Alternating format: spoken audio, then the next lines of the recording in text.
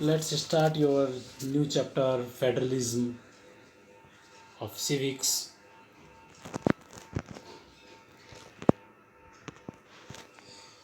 Federalism. There are two groups of the government, federal and unitary. इसको समझने के लिए हम आपका जो लास्ट ईयर का जो आपने लास्ट टाइम जो आपने चैप्टर पढ़ा था उसके बारे में जान लेते हैं. जो आपने पिछला चैप्टर आपने पढ़ा उसमें देखा था कि आपके पास में दो मॉडल्स दिए गए थे. एक आपका दिया गया था मॉडल जो था बेल्जियम का था. दूसरा मॉडल आपका दिया गया था वो था आपका श्रीलंका का. बेल्जियम ने अपनी पावर को शेयर कर लिया था स्टेट्स के साथ में और सारे कॉन्फ्लिक्ट्स को अवॉइड कर दिया था. जबकि श्रीलंका जो था उसने अपनी पावर को शेयर नहीं किया था. उसका आपने रिजल्ट देखा होगा कि वहाँ पे बहुत ज़्यादा कॉन्फ्लिक्ट हुआ था सभी सोशल ग्रुप्स के अंदर और उसका बाद में बहुत बड़ा नुकसान वहाँ पे गवर्नमेंट को हुआ. तो फेडरलिज्म में क्या होता है, आप पावर को शेयर कर देते हैं. तो फेडरलिज्म जैसे आपने देखा बेल्जियम ने अपने पावर को शेयर किया, ठीक उसी प्रकार जो आपके जो पावर शेयरिंग होती है जो between the central government authority and the various other constitutional units के बीच में, तो इसको हम बोलते हैं फेडरलिज्म.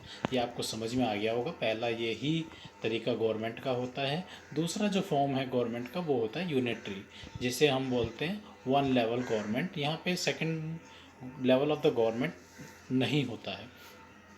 अगर होता भी है किस जगह पे तो वो जो है as a sub unit of the central government काम करता है और उसको हेल्प करता है उसके सभी कामों के अंदर. यहाँ पे आपके एग्जांपल दिए गए हैं 5 major countries of the unitary government: United Kingdom, France, Japan, China, Saudi Arabia. ये 5 आपको एग्जांपल यहाँ दिए गए यूनिटरी सिस्टम के जहाँ पे देखने को मिलता है. अभी हम नेक्स्ट लेवल पे चलते हैं.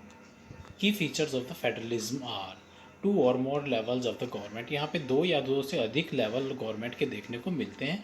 इंडिया के अंदर पहले स्टेट गवर्नमेंट और सेंट्रल गवर्नमेंट दो ही थे, लेकिन बाद के अंदर अमेंडमेंट करके लोकल गवर्नमेंट का भी हमने एस्टिब्लिश किया है इंडिया के अंदर. उसको हम आगे इसी चैप्टर में पढ़ेंगे. Different level of government govern the same citizen where each level has its own jurisdiction. तो यहाँ पे आपने देखा कि जो एक इसको इस तरीके से समझ लीजिए, एक बंदा है वो यूपी में रहता है या पंजाब में रहता है या राजस्थान में रहता है, उसको वहाँ की स्टेट गवर्नमेंट भी गवर्न करती है. साथ ही साथ में उसको जो सेंट्रल गवर्नमेंट है वो भी अपने जुडिक्शन एरियाज़ के अंदर उसको गवर्न करती है.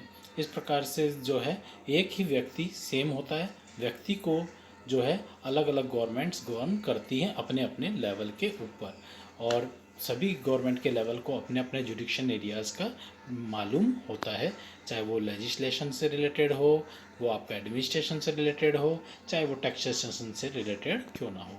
और इसी चीज़ को इन्होंने थर्ड पॉइंट में बोला है: existence and authority of the each level of the government is constitutionally guaranteed. यहाँ पे जो है स्टेट गवर्नमेंट हो या फिर बाद में सेंट्रल गवर्नमेंट, उसको जो कॉन्स्टिट्यूशन है एक गारंटी देता है कि वो उसके एक्सिस्टेंस को, उसके काम करने के तरीक़ों को, उसकी पावर को वो गारंटी दे मिलती है. कहाँ से मिलती है? हमारे संविधान से, कॉन्स्टिट्यूशन से मिलती है, जिसके तहत वो अपने सिटीजन्स को गवर्न करता है. The fundamental provision of the constitutional can not unilateral changes. अब यहाँ बोला गया जो फंडामेंटल प्रोविज़न है उसके अंदर कोई भी अपने आप में चेंजेस नहीं कर सकता है. मान लीजिए सेंट्रल गवर्नमेंट चाहे कि मैं स्टेट गवर्नमेंट की पावर को कम कर दूं या हटा दूं, तो वो अपने आप में नहीं किया जा सकता है. ऐसा करने के लिए उसे स्टेट गवर्नमेंट की भी परमिशन चाहिए. उसे कोई भी चेंजेस लाने के लिए फंडामेंटल प्रोविज़न के अंदर स्टेट लेवल पे स्टेट गवर्नमेंट के द्वारा भी कंसेंट की रिक्वायरमेंट होती है, तभी कोई प्रोविज़न या कोई भी रूल जो है वो कॉन्स्टिट्यूशन में हम बना या उसमें अमेंडमेंट ला सकते हैं. फिफ्थ पॉइंट है court have the power to interrupt the constitution. The highest court act as the umpire if any dispute arises between different level of the government. अगर किसी भी लेवल पे डिफरेंट जितने भी लेवल्स हैं गवर्नमेंट के, चाहे वो सेंट्रल गवर्नमेंट हो, लोकल बॉडीज़ हों, चाहे स्टेट बॉडीज़ हों, कोई भी हो, उसके बीच में अगर कोई कन्फ्लिक्ट होता है, कोई डिस्प्यूट होता है, तो उसको देखने के लिए सुप्रीम कोर्ट, हाई कोर्ट्स होते हैं। हमारी जो कोर्ट्स हैं वो एक अंपायर के रूप में काम करते हैं और उनके डिस्प्यूट को रिजॉल्व करते हैं। Source of revenue for each level of the government are specified to ensure its financial autonomy.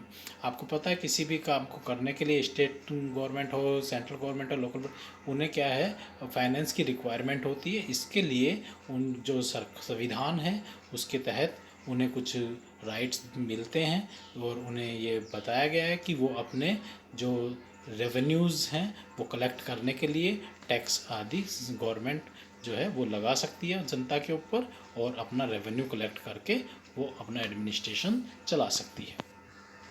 Federal system has dual objectives. Federal system के दो ऑब्जेक्टिव्स होते हैं। पहला क्या होता है, safe guard and promote unity of the country. वो एक तरीके से एक सेफ गार्ड भी देता है कंट्री को, दूसरा ही उसको एक यूनिट के रूप के अंदर बाइंड करके भी रखता है। ये फेडरलिज्म का मेन वो ऑब्जेक्टिव है। इसके तहत एक जो, क्योंकि सबको अपने अपने राइट्स मिले होते हैं, उन्हें पता होता है उनके राइट्स क्या है, इसलिए कोई भी डिस्प्यूट होने या कन्फ्लिक्ट होने का चांस नहीं होता है। इससे वो एक यूनिटी के रूप में कार्य करते रहते हैं। दूसरा है accommodate regional and cultural diversity. यहाँ पे क्या होता है, जो हमारे यहाँ पे आपने देखा है, हिंदुस्तान एक बहुत बड़ा कंट्री है और वहाँ पे अलग अलग रिलीजन के लोग, अलग अलग कल्चर के लोग हैं, तो एक डाइवर्सिटी जो देखने को मिलती है, ये उनको अपने सभी को उनके राइट्स देता है और इन सबको एक रूप से अकोमोडेट करके भी रखता है।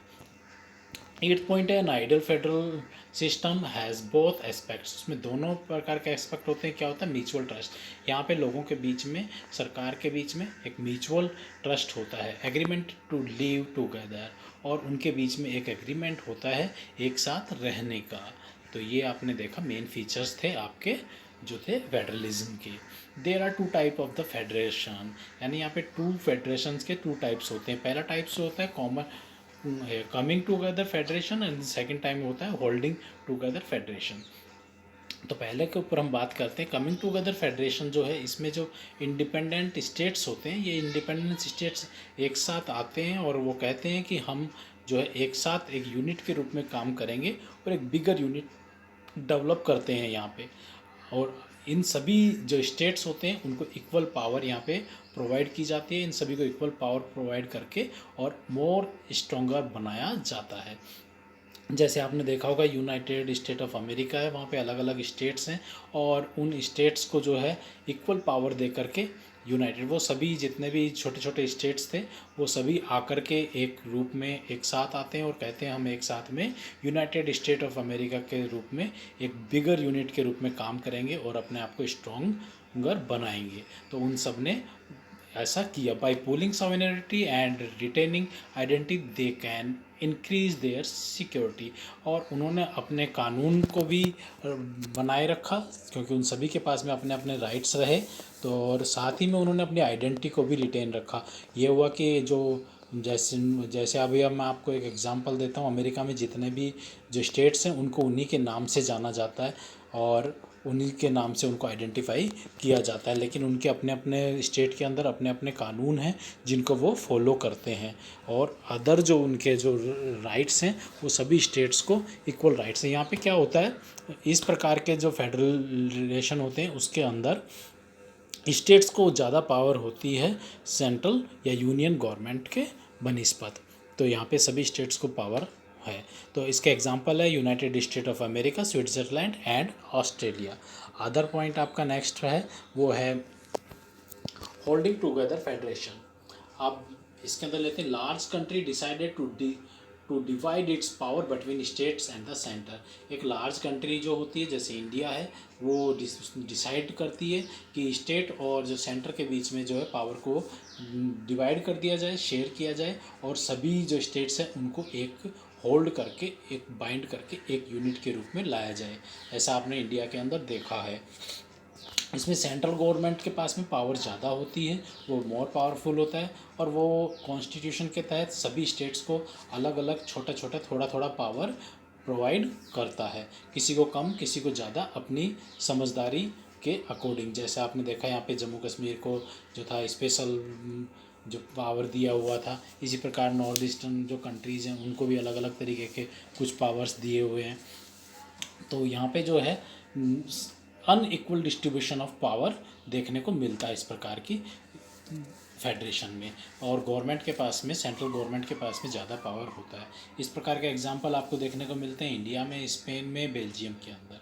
अब नेक्स्ट पॉइंट आपका आता है, चलते हैं India as a federal country. आपने देखा 1947 में इंडिया आज़ाद हुआ था, और पार्टीशन के बाद जो हमारे जब हमें वो आज़ादी मिली इंडिपेंडेंट नेशन बनने के बाद में, या उसी समय जो था पार्टीशन देखने को मिला, जो कि एक पेनफुल एक्सपीरियंस था हम सभी लोगों के लिए। लाखों लोगों की जानें गई, जान माल का नुकसान हुआ, लेकिन जो था हम लोगों ने अपना एक कॉन्स्टिट्यूशन बनाया और कुछ प्रिंसिपल डिसाइड किए, जिसके बेस के ऊपर हम जो ये यूनियन ऑफ स्टेट्स जो था उसको हमने यहाँ पे अपने यहाँ पे लागू किया, जिसके तहत में जो था इस कॉन्स्टिट्यूशन ने प्रोवाइड किया कि टू टायर सिस्टम यहाँ पे हो, टू और मोर टायर सिस्टम यहाँ पे होगा। तो हमारे यहाँ पे भी जो है टू टायर सिस्टम है देखने को आपको मिला है, central government and state government. बाद में इसमें अमेंडमेंट करके थर्ड टायर को भी जोड़ा गया, ऐड कर दिया गया, जिसमें पंचायती राज है, ब्लॉक, जिला परिषद है ना, जिला पंचायत, जिला परिषद और म्यूनसिपल कॉरपोरेशन, ये सभी को ऐड किया गया, जिसका हम अभी आगे इसी चैप्टर में इसका स्टडी करेंगे। फिर जो all this three tier enjoying separately, तीनों ही जो टायर हैं उनको अपने अपने जुडिशरी का पता है, कौन कौन से उनके राइट्स हैं उनका पता है, और वो उनके अंदर रहते हुए अपने कार्य को करते हैं, एडमिनिस्ट्रेशन करते हैं। तो वे इसके बाद में अगला various provision that make India as a federal country are. तो जो बहुत सारे ऐसे प्रोविज़न हैं जो इंडिया को एक फेडरल कंट्री बनाते हैं, वो कौन कौन से हैं आप देखिएगा। पहला, three fold distribution of legislative power. यहाँ पे थ्री फोल्ड्स दिए गए हैं जिनके अंदर लेजिस्लेटिव पावर को जो है डिवाइड किया गया। कैसे किया गया है? पहला है आपका पहला जो है वो है यूनियन लिस्ट, दूसरा है स्टेट लिस्ट, तीसरा है आपका लो कॉन्करेंट लिस्ट। तो आपका पहला जो लिस्ट है वो यूनियन लिस्ट के अंदर 97 सब्जेक्ट्स दिए गए हैं। वो सभी के सभी जो सब्जेक्ट्स हैं वो नेशनल लेवल के हैं, जिनके अंदर आपका जो गवर्नमेंट है वो एक कौन कौन से चीज़ों को लेते हैं, डिफेंस, बैंकिंग, आपका करेंसी, इन सभी को वो उसमें लेती है। आपका फॉरेन अफेयर्स भी इसी में आते हैं। तो जितने भी नेशनल लेवल के सब्जेक्ट्स होते हैं उन सबको इसमें डाला गया है। और इस प्रकार का यूनियन लिस्ट बनाने का और इस प्रकार का कानून बनाने का अधिकार केवल और केवल जो राइट है वो सेंट्रल गवर्नमेंट के पास में होता है। वही केवल इस यूनियन लिस्ट के सब्जेक्ट्स के ऊपर लॉ बना सकती है, उसमें अमेंडमेंट कर सकती है। और ऐसा इसलिए किया गया है कि ये लिस्ट नेशनल इम्पोर्टेंस के जो ये लिस्ट बनाई गई है वो इसलिए बनाई गई है, इन पे कानून सेंट्रल गवर्नमेंट इसलिए बनाती है क्योंकि एक यूनिफॉर्म पॉलिसी होनी चाहिए जो कि थ्रू आउट कंट्री हो, ताकि किसी भी प्रकार का कोई भी जो अलग अलग स्टेट अगर अलग अलग प्रकार के लॉज बना देंगे इन पे नेशनल लेवल के मैटर्स के ऊपर, तो फिर बाद में कन्फ्लिक्ट और डिस्प्यूट होने के चांसेस बढ़ जाते हैं। लेकिन अगर सेंट्रल गवर्नमेंट इसको बनाती है तो इससे क्या होगा, किसी भी प्रकार का डिस्प्यूट होने का कोई भी चांस ख़त्म हो जाता है। तो ये था आपका यूनियन लिस्ट। दूसरा लिस्ट आपकी आती है स्टेट लिस्ट। इसमें 66 सब्जेक्ट्स दिए गए हैं जो कि स्टेट लेवल के इम्पोर्टेंस रखने वाले सब्जेक्ट्स हैं। पुलिसिंग है, ट्रेड है, कॉमर्स है, एग्रीकल्चर है, इरिगेशन है, ये सारे सब्जेक्ट इसके अंदर आपको देखने को मिलते हैं। तो ये स्टेट गवर्नमेंट जो है इन सब्जेक्ट्स के ऊपर जो आपका कानून बनाने का अधिकार रखती है। फिर concurrent list including the 47 subjects on off common interest. ये जो कंक्रीट लिस्ट है इसमें जो कॉमन इंटरेस्ट के हैं, किसके लिए? बहुत यूनियन गवर्नमेंट के लिए भी और स्टेट गवर्नमेंट्स के लिए भी, लाइक एजुकेशन, मैरिज, फॉरेस्ट, इन सब के ऊपर जो है दोनों ही जो हैं स्टेट गवर्नमेंट भी और यूनियन गवर्नमेंट भी लॉ बना सकती है, लेकिन अगर किसी प्रकार का कोई कन्फ्लिक्ट होता है तो ऐसे के अंदर यूनियन गवर्नमेंट को प्रिवेल मिलेगा। तो ये अंडरस्टूड हो गया होगा अब आपको। इसके बाद में चलते हैं, अभी जो हमारे संविधान निर्माता थे वो बहुत ही दूरदर्शी थे और उन्हें ये पता था कि भाई किसी भी प्रकार का जो शासन करते समय बहुत सारी दिक्कतें आएंगे, तो उन्होंने ये सारी लिस्ट बना करके 3 प्रकार की और इन्हीं सभी प्रकार के डिस्प्यूट और कॉन्फ्लिक्ट्स को अवॉइड करने का प्रयास किया कि ये इन फ्यूचर में कभी भी ऐसा देखने को ना मिले। और ऐसा सोचते हुए उन्होंने एक 4th और लिस्ट बनाई जिसे बोलते हैं रेजिडरी लिस्ट। इसके अंदर ऐसे सब्जेक्ट्स रखने की बात की गई कि जो उस समय रेज नहीं हुए थे। जैसे आपने देखा उस टाइम पे इंटरनेट था ही नहीं, तो उस टाइम पे उसके बारे में कुछ कहना या कानून बनाना संभव नहीं था, लेकिन उन्होंने ये एक रेजिडरी लिस्ट बनाई कि जो भी मामले आगे चल के उभरेंगे शासन करते वक्त तो उन्हें इसमें रखा जाएगा। इसीलिए इसमें ऐसे सब्जेक्ट्स को रखा गया है जो कि इन तीनों ही लिस्टों के अंदर नहीं है। इन सभी के अंदर आता है आपका कंप्यूटर सॉफ्टवेयर, है ना, हार्डवेयर सिस्टम, आपका इंटरनेट कम्युनिकेशन, ये सारे जो हैं वो इसके अंतर्गत आपके देखने को मिलते हैं। नेक्स्ट पॉइंट पे आते हैं, चलिए। Special power to some states. यहाँ पे और भी चीज़ देखने को मिली है कि यहाँ पे जो सेंट्रल गवर्नमेंट है कॉन्स्टिट्यूशन के तहत उसने कुछ स्पेशल पावर कुछ स्टेट्स को दी, जैसा कि जम्मू कश्मीर को दिया गया था कि उनको स्पेशल पावर थी। वहाँ पे जो इंडियन के अदर जो आपके सिटीज़न हैं उन लोगों को जम्मू कश्मीर में किसी प्रकार की लैंड बाय करने का कोई भी राइट नहीं था। तो और स्पेशल कुछ पर्सनल पावर और राइट्स थे वहीं के सिटीजन्स को। लेकिन 31 अक्टूबर 2019 के अंदर हमारी गवर्नमेंट ने आर्टिकल 370 को रिमूव कर दिया गया और इसी के साथ में जम्मू कश्मीर से उसका जो अपना स्टेटस था स्टेट का वो भी उससे ले लिया गया। अब जम्मू कश्मीर को जो है जम्मू एंड कश्मीर और लद्दाख के रूप में 2 नए यूनियन टेरिटरी बना करके उसमें डिवाइड कर दिया गया है। Union territory, next point.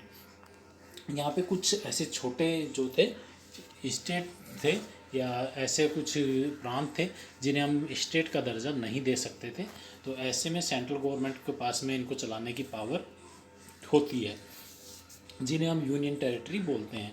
इनके अंदर मुख्य रूप से अंडमान निकोबार आइलैंड है, चंडीगढ़ है, दादरा नगर हवेली है, दमन दीव है, national capital territory of Delhi है, जम्मू कश्मीर है, लक्षद्वीप है, लद्दाख है और पौंडीचेरी है।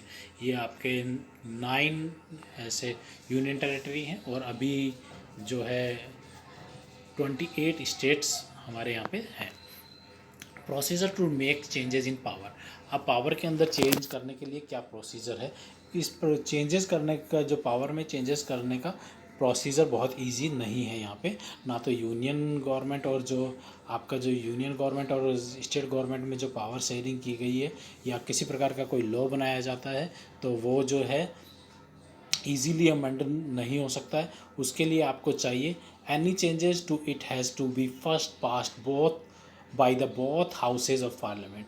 कोई भी चेंजेस करने के लिए आपके दोनों हाउसेज ऑफ पार्लियामेंट के अंदर उसको आपने पहले पास करवाना होगा विद एटलीस्ट 2/3 मेजॉरिटी। 2/3 मेजॉरिटी के साथ में, जब 2/3 मेजॉरिटी के साथ में जब आप इसे पास करवाएंगे तभी आप उसमें कोई अमेंडमेंट या कोई नया लॉ बना पाएंगे, अदरवाइज ऐसा करना पॉसिबल नहीं है। तो ये आप समझ में आ गया होगा आपको। Important role of the judiciary. यहाँ पे कहा गया है कि फेडरेशन के अंदर जो है जुडिशरी का रोल बहुत ही इम्पोर्टेंट होता है। यहाँ पे जो जुडिशरी है वो एक एम्पायर की तरह कार्य करती है। वो देखती है कि जो कॉन्स्टिट्यूशन प्रोविज़न और प्रोसीजर हैं वो इम्प्लीमेंट हो रहे हैं या नहीं हो रहे, या कोई गलती तो नहीं हो रही है। अगर किसी प्रकार का कोई डिस्प्यूट होता है सेंट्रल गवर्नमेंट या स्टेट गवर्नमेंट या लोकल बॉडीज़ में, या state government versus state government होता है, तो इस प्रकार का किसी भी कॉन्फ्लिक्ट के लिए, किसी भी प्रकार के डिस्प्यूट के लिए हाई कोर्ट में जाया जा सकता है या सुप्रीम कोर्ट में जाया जा सकता है। कोर्ट ही उसका डिसीजन लेती है। इसके बाद में नेक्स्ट पॉइंट है the union and state government have the power to raise resources by levying taxes. आपको पहले ही बताया कि ये गवर्नमेंट को टैक्सेस लगाने पड़ते हैं अपनी जनता के ऊपर, और उससे रेवेन्यू कलेक्ट करना होता है, और रेवेन्यू कलेक्ट करने का उनके पास अधिकार होता है, और उससे वो गवर्नमेंट अपनी बहुत सारी जो रिस्पॉन्सिबिलिटीज़ हैं उनको पूरा करने का काम करती है।